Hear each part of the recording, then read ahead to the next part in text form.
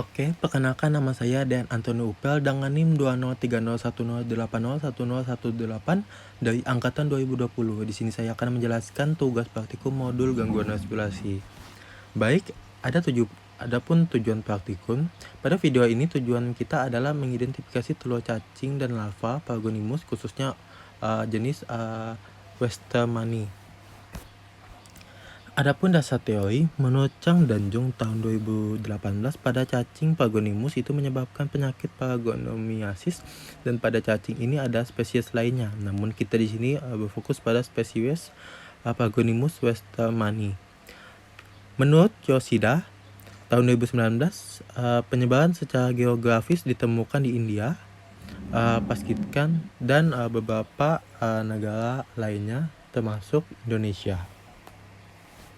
Cacing Paragonimus westermani itu berhabitat di paru-paru. Cacing tersebut tergolong ke famili Troglodytematidae.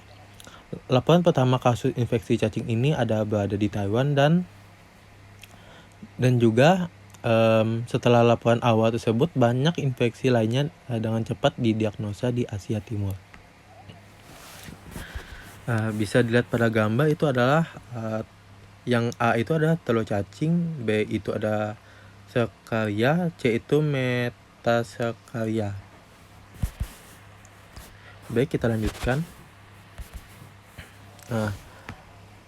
Cacing dewasa itu bertubuh tebal berwarna coklat kemerahan dengan ukuran panjang 7-5 sampai 12 mm dan lebar 4-6 mm. Sistem reproduksi cacing jantan terdiri dari 2 buah testis yang melengkung tidak beraturan yang terletak berdampingan sekitar 2/3 panjang tubuh. Ovarium bulbus terletak pada anterior testis kanan dan berhubungan melalui aqueduct uterus.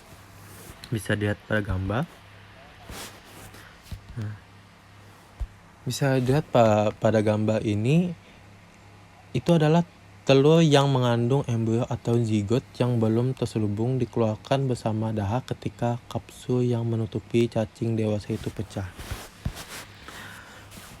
Kemudian bisa dilihat itu pada gambar tersebut itu adalah perkembangan dari telur itu mencari inang awalnya itu adalah keong. Kemudian perkembangan selanjutnya itu menjadi sekalia di jaringan keong di dalam air. Selama 11 minggu setelah keong terinfeksi, sekalia memiliki ekor yang tidak digunakan untuk berenang, sebaliknya untuk memanjat ke atas permukaan.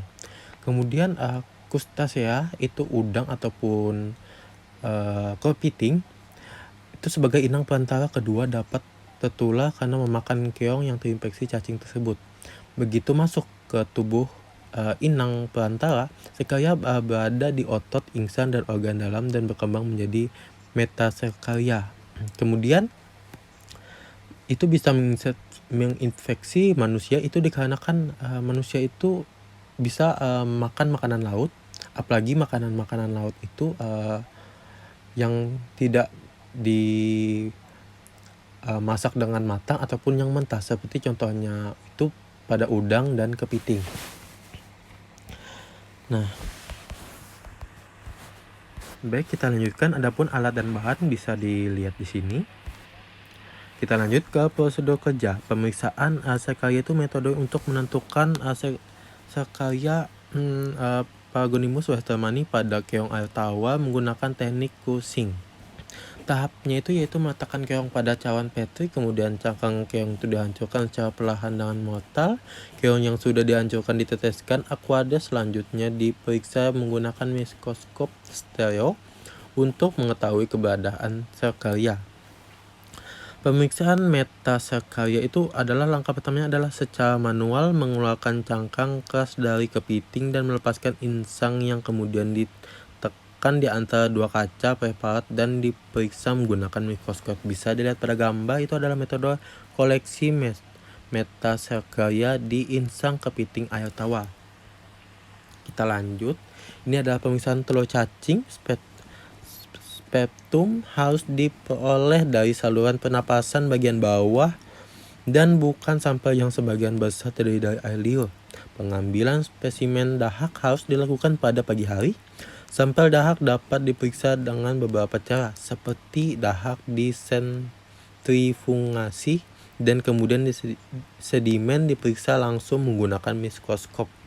Pengerjaan sampel fasis ini juga itu menggunakan teknik CATOCATS, pemeriksaan keberadaan telur cacing menggunakan mikroskop biomolekuler. Baik.